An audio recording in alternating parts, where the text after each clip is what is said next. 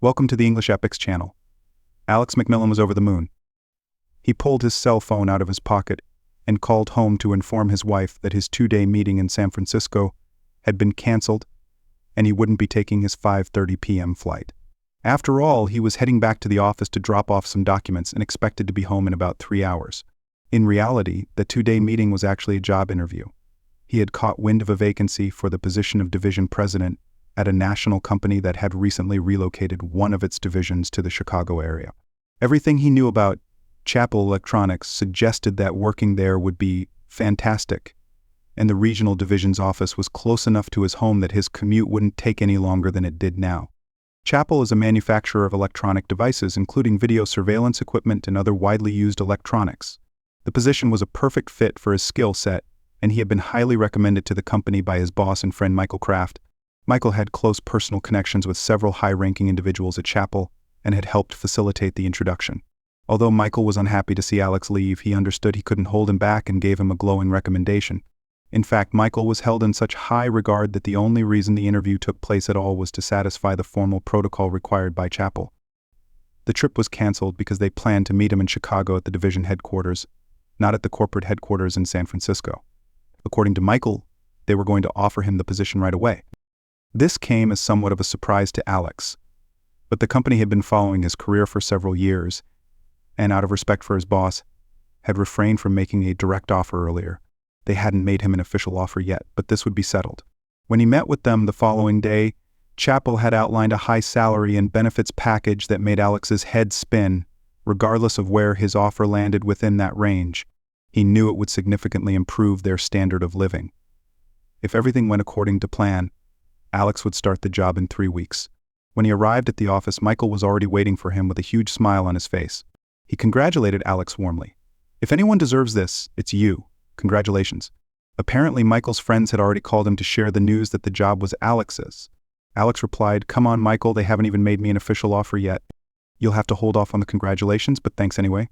Alex was genuinely moved by the support he received from Michael, and told him that Chappell Electronics had informed him the person hired for the position would need to start work in 3 weeks. Alex added that if he were offered the position, he would accept it. Michael responded, "I knew this was going to happen, so to be honest, I've already chosen your replacement.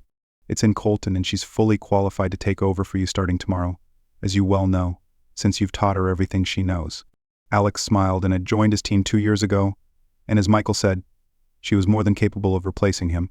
She had even stepped into the role a couple of times when Alex took extended vacations. He was thrilled with Michael's choice and genuinely happy for Anne. She deserved the promotion and would undoubtedly excel in the role. "Spend this week getting up to speed on all your ongoing projects," Michael continued, "and then take the remaining 2 weeks off. You'll be incredibly busy as soon as you start at Chappell. You'll miss your cozy job here. Also, Alex, their benefits package is enormous. They know what they're getting with you, and they're ready to pay handsomely for it. Ask for everything you could hope for, they'll pay it." When Alex arrived home, he noticed that his wife's car wasn't in the garage. He recalled that she was likely still at work and would be home soon. Entering the kitchen, he dropped his bag on the floor and walked over to the refrigerator to grab a beer. He glanced into the dining room and saw that his wife had set the table with 2 place settings of their finest china and crystal, along with candles, napkins, and holders, and other romantic decorations. He smiled to himself, thinking she was planning a special dinner for him when he returned home from his interviews. As he headed to their bedroom, he noticed the answering machine's blinking light. They had 2 messages. The first message was the one he had left earlier. The second message, however, made him freeze in shock when he heard it. "Hey, baby, it's Larry. I just wanted to let you know I'm planning to arrive on schedule around 6:30 p.m. I can't wait to hold you again. Every time I think about the last time we were together, I can't get it out of my head. I'm going to make sure this night is unforgettable. See you soon, baby. Be ready for me." Alex couldn't believe what he had just heard. He recognized that voice. Larry. The message was from Larry Evendale, one of his wife Jodi's ex-boyfriends. Larry had dated Jodi in high school, but Alex had won her over and married her. Now Larry was some big-shot lawyer in Texas, and, as far as Alex knew, still unmarried. Until this moment, Alex had never had a reason to doubt Jodi's love or loyalty. Under his breath, he muttered, "That deceitful woman. How could she do this to me?" Then Alex remembered the dining table set for a romantic dinner, and the anger he had felt turned into pure rage. When Jodi's mother passed away, each of her 4 daughters took 2 sets of china, crystal, silverware, and napkins with ornate silver napkin rings as keepsakes. Jodi cherished these items and only used them on special occasions. He thought to himself, well, from this moment on, we'll see just how special this occasion really is. He went to his workshop and grabbed a sledgehammer. Returning to the dining room, he began smashing all the china and crystal. He also struck the dining table and the napkin holders, damaging them to the point where they were likely beyond repair. He tore the napkins in half and placed them on top of the shattered glassware. Then he removed his wedding ring, flattened it with the hammer, and laid it on one of the torn napkins. Alex pulled out his cell phone and dialed his home number. Jodi, it's Alex. Based on the message I just heard a few minutes ago, I assume you had a very special dinner planned tonight with Larry. But as you might have noticed, I kind of ruined it for you both. Then again, what is that compared to how you destroyed our marriage? See you around. Goodbye. After doing this, Alex picked up his bag from the kitchen floor and headed to his car. He drove straight to O'Hare Airport and called to check the arrivals of flights from Deep, Texas. There were only a few flights, United 5412 and Delta 1253. That could have brought Larry to the city in time to reach Alex's house by 6:30 p.m. Alex called United Airlines and asked to speak with a customer service representative. He inquired, is Larry Evandale on flight United 5412 arriving from Diof? Regardless of how the customer service representative answered, Alex believed he could deduce which flight Larry was on. If they said, no, sir, there is no Larry Evandale on this flight, he would know Larry was on Delta Flight 1253. If they said, sir, I can't disclose that information to you, he would assume Larry was on the United flight. As it turned out, Larry was on the Delta flight, and Alex waited near the gate as passengers disembarked. When Larry walked out, Alex approached him from behind and quickly spoke in a venomous tone. Larry, don't even think about going to my house tonight. If you do, I'll find you and I'll kill you. Your smartest move would be to just get back on a plane to Texas. Yes, that would be the wisest choice you could make. When Alex approached him, Larry was stunned and at a loss for words. He couldn't fathom how Alex had figured out he would be arriving at that time, and couldn't think of anything to say. However, when Alex walked away, Larry finally regained his composure and shouted, "But Alex, it's not what you think." It was already too late, though, as Alex had disappeared into the crowd and didn't hear a word. Larry had also known Alex from high school and college and was well aware that Alex could be a tough bastard when he wanted to be. Damn, Larry muttered to himself. If I stick around here, I might get shot. She's not worth it. He quickly made up his mind, pulled out his cell phone, and called to cancel the business meeting he had scheduled for the next day. Then he walked over to the nearest service counter and booked the next flight back to Dallas. His flight was leaving in 2 hours, so Larry headed to the bar and treated himself to a much-needed drink, or 3 or 4. By the time he boarded his flight back to Dallas, he was feeling pretty tipsy but relieved to be alive. He figured he'd find some other, less risky woman back in Dallas. Around 5:30 p.m., Patricia Hunt Davenport, Trish, unlocked the door and entered the house, heading straight to the kitchen. She saw the blinking light on the answering machine and, fully expecting a message from Larry, pressed the play button. Instead of a message from Larry, it was the one Alex had left on the machine shortly before leaving. Jodi, it's Alex. Based on the message I just heard a couple of minutes ago, I assume you had a very special dinner planned tonight with Larry, but as you might have noticed, I kind of ruined it for you too. But what is that compared to how you've destroyed our marriage? See you around. Goodbye. Trish was stunned.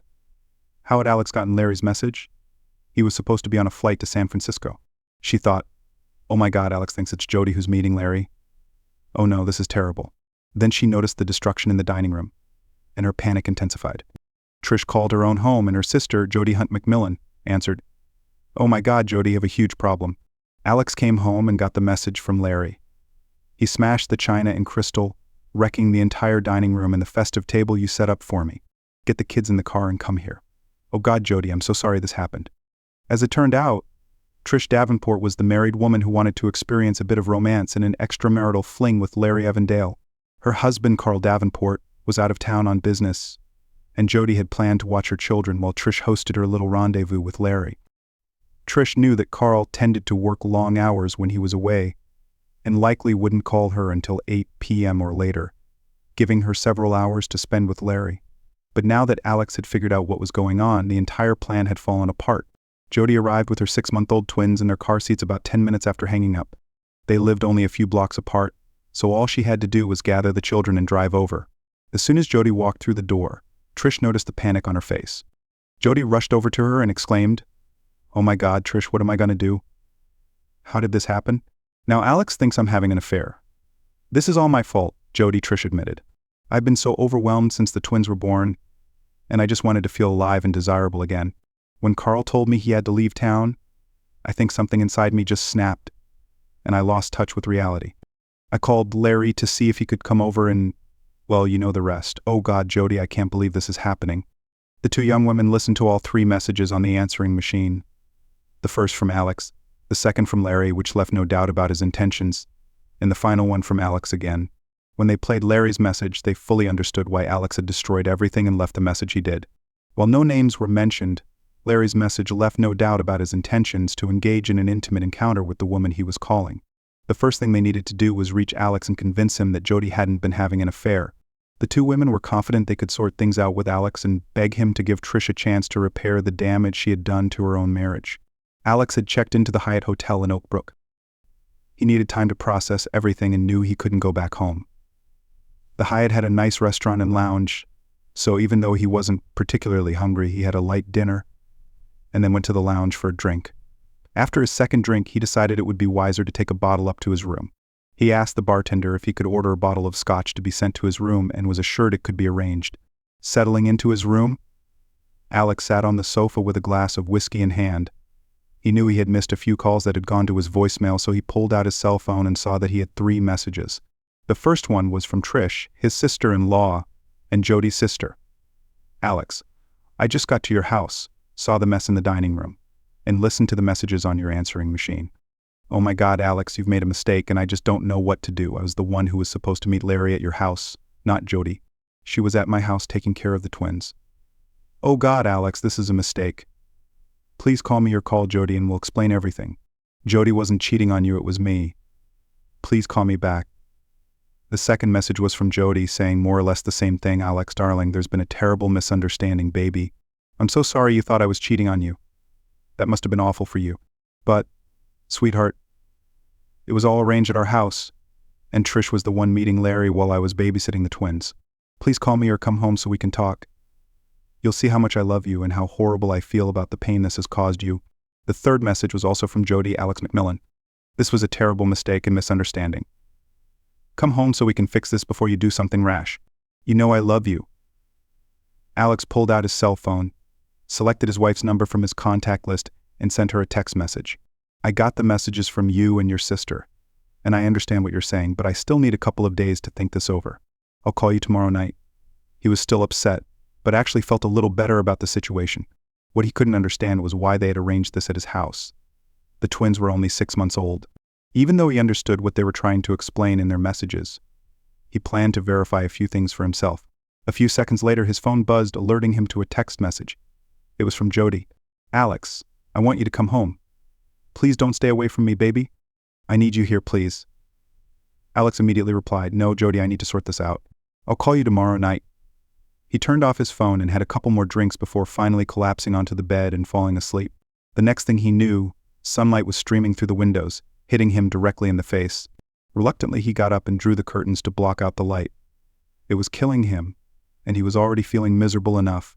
Alex glanced at the clock on the nightstand and saw that it was 8:30 a.m. He wasn't in a great mood, but he couldn't help smirking at the thought of how awful it would have been if his interview had been scheduled for the morning instead of 2 p.m.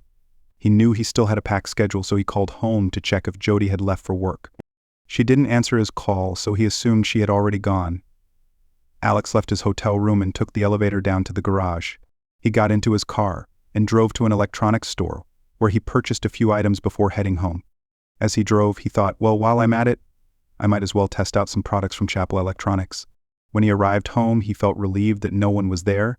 He quickly gathered some clothes and personal items for the next couple of days and placed them in his car. That he spent time installing bugs in the phones in the kitchen and bedroom, as well as cameras in each room. He set up the transmitter in the basement workshop. Jodi would never notice it there, and he would be able to access all the data from his laptop or cell phone. Once everything was in place and he was confident it would all work perfectly, Alex took a shower and got dressed for his interview. He managed to arrive at Chapel Electronics about 10 minutes early and waited for the interview to begin. As he expected, the interview went very well and he was offered the position. The salary and benefits package they presented was incredible. They essentially gave him the freedom to name his own salary, Who does that? Alex realized they truly wanted him on board. He said, I accept the position pending a final agreement on the benefits package between us. The benefits are excellent, and I don't see a need for any changes there, but the salary needs some adjustment. Joe Sanford, his new boss, looked surprised and responded, Alex, the salary we're offering is nearly double what you're currently earning. What else needs adjusting? Alex chuckled softly and Joe's face started to redden slightly as he grew frustrated. Alex reassured him, saying, Joe, I'll take less. Give me a $50,000 increase over my previous salary. And let's develop a performance-based incentive program that will allow me to earn more than what you're offering if I do my job well. In addition to the incentive program, I'd like a specific bonus if all the goals are met. What do you think? Does that sound reasonable? Joe smiled and said, Michael was right. You're exactly the person we need for this position. You've got a deal, Alex. Together, we'll evaluate where we are now and where we want to be. And I'm confident the board will approve the incentive and bonus programs. We'll finalize the numbers later, if that's all right with you. After the interview and subsequent meetings, Alex and Joe went to dinner at Morton's Steakhouse. Later, Alex returned to his hotel to reflect further on his home situation. Feeling exhausted, he decided to wait until morning to review the surveillance footage he had set up before the interview. When the morning sunlight hit his face, Alex got up and prepared for the new day. He arranged to have breakfast delivered to his room and began reviewing the surveillance footage recorded over the past 24 hours. He listened to a couple of phone calls unrelated to the situation and then came across a call from Jodi to Larry Evandale. Larry, I know everything went sideways and I'm sorry about that. Alex was supposed to be on a flight to San Francisco, but unfortunately that trip got canceled. Larry responded, but the only flight he was on was right in front of me when I got off the plane. I know Alex confronted you, but what else did you expect him to do in this situation? Well, babe, no piece of ass is worth getting killed over, but I was really looking forward to having both of you. Larry will have to forget about all of this for now. I know we were planning to spend the night together after Trish went home, but I need to convince Alex that you were only meeting with Trish, not with me too. All right, but I'll call you next time. I plan to come to Chicago and see if we can meet then. Just be careful not to let Alex find out next time. Yes, call me next time. And Larry? I was disappointed too. I was really looking forward to being with you again, and we'll just see what we can arrange in the future. Hearing this conversation made Alex's blood boil. That lying cheat. She's been unfaithful to me and will do it again. I knew there was something suspicious about that meeting in our house with Trish and Larry, he said aloud. He took a moment, poured himself a glass of whiskey, and sat down. The next call he listened to was from Jodi to Trish. Trish, get the kids in the car and come over. We need to sit down and figure out how to deal with this so none of us gets hurt. Come now and please hurry. There were a few unrelated calls after that, and then, early in the morning, Jodi called her work to request the day off. Alex switched to the live feed from the cameras and audio in the house. He saw Jodi cleaning up the mess he had made in the dining room. It was obvious she was upset over the destruction of her mother's heirlooms. There was no way to repair the china or crystal. He had shattered everything into tiny pieces, none larger than an inch. The silver was bent beyond repair, and the napkins were torn in half. There was nothing that could be done about it. He watched as Jodi sobbed while throwing the broken pieces into the trash bin. He saw her pick up his flattened wedding ring, and her cries grew louder. She didn't throw it away. Instead, she held it in her hands as if it were a precious relic. Then she gently pressed it to her heart before slowly placing it in her pocket. He heard her moan, "Oh, what have I done? I have to convince him it was just Trish. I couldn't live without him. What was I thinking, telling Larry I'd see him another time?" After finishing the cleanup in the dining room, Jodi went to the living room, sat in his chair, and began to cry. He watched her for a while until Trish arrived. Jodi said, "Trish, we have to convince Alex that it was only you who had an affair with Larry. If he thinks it was me, my marriage is over. He'll divorce me in a heartbeat if he believes I was involved. And then you'll be in trouble too, because Carl will get suspicious if Alex and I get divorced." "You're right, Jodi," Trish replied. "But how do I save my marriage? If Carl gets suspicious, he might order a DNA test for the twins. And then I'm completely screwed. He'll find out the twins aren't his, and my marriage will fall apart. What are we going to do?" As I said, Jodi replied, "We have to convince him it was you, and then beg him not to tell Carl. We need to appeal to his softer side so he won't destroy your marriage. Beg him and promise that you'll never make this mistake again." "Oh, damn it, Jodi, I'll never make this mistake again. This whole thing terrifies me and I really do love Carl. Whatever it takes, we'll do it. Convince Alex and beg him not to tell Carl." They both sat silently for a while, deep in thought, as Alex continued watching them.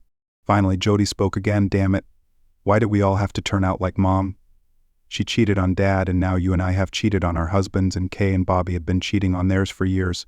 I think the next time we all get together, we need to make a pact to never cheat again." "Although Mom never stopped until the day she died," Trish asked. "How many times have you cheated on Alex?" "I've only cheated on Carl twice, both times with Larry. This would have been the third. The second time I cheated, I got pregnant with the twins, and that was my last time. I'll never cheat on Carl again." Alex was particularly interested in Jodi's response. "Well, I guess I've cheated a few times too. Twice with Larry, and a few times with guys who hit on me at bars.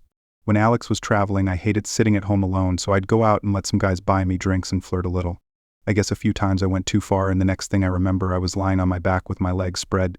I can't say I regret it, but back then, there weren't any real intentions.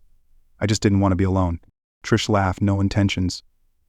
Jodi, that's priceless. You go to a bar, flirt, let guys buy you drinks, and then claim you never intended to let them sleep with you. You've really made me laugh." Jodi smiled. "Okay, you're right. But it wasn't as good with them as it was with Larry. Those times just happened in the heat of the moment, but with Larry we planned it in advance." Alex listened and observed their conversation until Trish took the twins and went home. Their discussion revolved around the same topic: how they would convince him that Trish was guilty, not Jodi, and how they planned to plead with him to give Trish another chance. Finally, Trish left and Jodi went to bed. Alex watched as Jodi prepared for bed, and as she lay down, he once again heard her speak through her sobs. "I have to fix this. I just can't lose him." Alex shut everything off. There were more recorded phone calls and more videos to review, but his heart couldn't take it anymore. He had heard and seen everything he needed. His anger was at such a level that he wondered if he might explode. His only thoughts at that moment were how he would strangle that woman if she were in front of him right now. This was completely out of character for Alex. He grabbed a bottle of scotch, took a large swig, and then poured the rest down the drain. He lay on the bed, lost in thought, and soon drifted into a deep sleep. He didn't know how long he had been asleep, but he woke up when he heard someone opening the door to his room. The maid gasped as she realized he was still in the room. She said, "I'm so sorry, sir. I didn't know you were here, and there was no safety latch on the door. I'll come back to clean your room later. Could you let me know when it would be a good time to return?" she asked. "What time is it?" Alex asked. "It's 11 a.m., she replied. "All right, miss, I'll be out of here in an hour." The pressure in his head eased and the pounding in his chest had almost completely subsided. Alex decided he could handle the situation now, so he picked up his phone and called Jodi's office. He wanted to leave a trail that wouldn't reveal the fact that he already knew the truth. Unsurprisingly, he was told that Jodi wasn't in, so he said he'd call her on her cell phone. When she answered, he asked, "Jodi, where are you?" "I tried calling your office, but they told me you didn't show up today. You're sleeping with some guy behind my back." Jodi's anger flared, but she knew it was better to remain calm. She replied, "Alex, I'm not sleeping with some guy as you so eloquently put it. Trish and I both told you that she, not me, was the one planning to meet Larry. I'm at home. I was too upset to go to work, so I took the day off. Please come home, Alex, so we can clear this all up. I'm coming home right now. Call Trish and tell her to come over. Get that cheating ass of hers closer to your own cheating ass," he thought to himself. When Alex walked through the door, they both rushed toward him, speaking at the same time. Jodi tried to hug and kiss him, but he pushed her away. He let them talk for a while, all the while thinking about what he was going to do and say. Finally, he raised his hand to stop them from speaking that he wasn't going to reveal exactly what he knew or how he had found out, but he was going to make it clear that he knew more than they thought. Alex said, "I want you both to stop this nonsense, just so you know I'm not buying any of this. First of all, Trish, I believe you're having an affair with Larry. You were the first one at the scene, and I believe Jodi covered for you while taking care of your kids. But I also believe that after you left, my loving wife was planning to sleep with Larry too. Why do I believe this? Because when I confronted Larry, he didn't tell me I was wrong. He didn't tell me it was Trish, not Jodi. Larry expected to sleep with both of you, didn't he? By the look on their faces, he could see he was right. And of course, he already knew all of this." He continued, "Jodi, when your mother died, your father came to me and told me everything she had done and warned me about you. He said you and your sisters are just as promiscuous as your mother and cautioned me to keep a close eye on you. At the time, I didn't think much of it, but it turns out he was right. I wish you were here so I could tell him how right he was, but unfortunately he's gone. Maybe it's for the best that he doesn't have to see the mess you've made of your life." As he mentioned their mother and father, both women grew increasingly upset. Tears streamed down their cheeks, and they were breathing deeply and frequently. Alex knew he had them cornered now. "All right, Jodi, this is your one chance, but just one. One mistake, one lie, and it's over." "Understood." Yes, Alex, I understand. The whole truth and nothing but the truth, he said. How many times have you slept with Larry Evandale? Alex, please don't make me answer that question. I love you and I really want to save our marriage. I want you to keep loving me, please, Alex. I'll tell you if you insist, but please don't make me please talk. She lowered her head and said twice. He asked, how many other men have you slept with since we got married? She raised her head, her eyes wide with fear. Oh God, Alex, please don't make me answer that. You'll hate me, please. She saw the anger on his face as he spat out, tell me or I'm leaving. She whispered. A few, I don't know exactly. What? He shouted. I can't hear you. I said a few, and I don't know exactly how many. Please, Alex, don't leave me, please. I've been completely honest here now, please, she pleaded. You're both a pair of cheaters, Alex said, now fully composed. So here's what's going to happen. Jodi, you ignored our wedding vows and destroyed our marriage. Starting right now, I'm going to sleep with whoever I want, wherever I want, and as often as I want. Trish, you're unfaithful to your husband. Well, from now on, you're mine. I never really liked Carl anyway, so I don't mind making a fool out of him. If you don't like this idea, I suppose I'll just have to let him know what you've been up to, she screamed. I will never be your Alex. That's not going to happen. Oh, is that so? By the way, after seeing Larry, I couldn't help but notice how much your twins look like him. You know those little flat spots on their ears? So maybe I'll just drop a hint to Carl and suggest he check into things? I'm sure the DNA results won't be to your liking. So is no still your answer? And from Trish's expression, Alex could tell she was in his hands. Now get your ass to my bed and strip down to just your panties. I'll be there in a minute.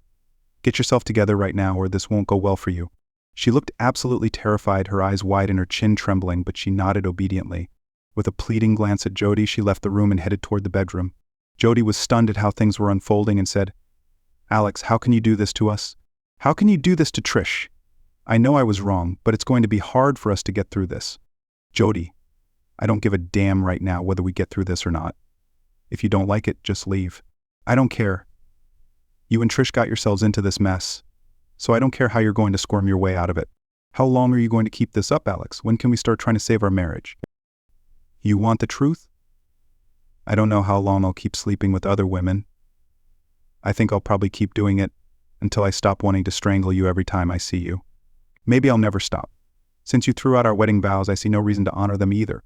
I'll tell you this. If you ever sleep with another man again, our marriage will end at that very moment. No delay, no second chances. You've already had all the extramarital sex you're going to get while being married to me, and it's over. Do you understand? Jodi nodded and whispered yes. Alex acknowledged her agreement with a nod and said, and now, if you'll excuse me, I have a woman to take care of. You might know her, by the way. In the bedroom, Trish stood near the bed, and Alex sat on the edge, gesturing for her to come closer. He gently reached out, his touch soft and thoughtful.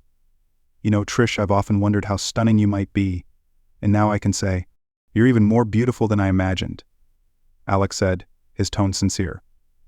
Trish looked at him with a mix of surprise and warmth. Are you saying you've thought about me like this before, Alex? She asked, her voice quiet yet curious. Yes, of course, you're a beautiful woman, Trish. And honestly, I've imagined more than just how your breasts might look.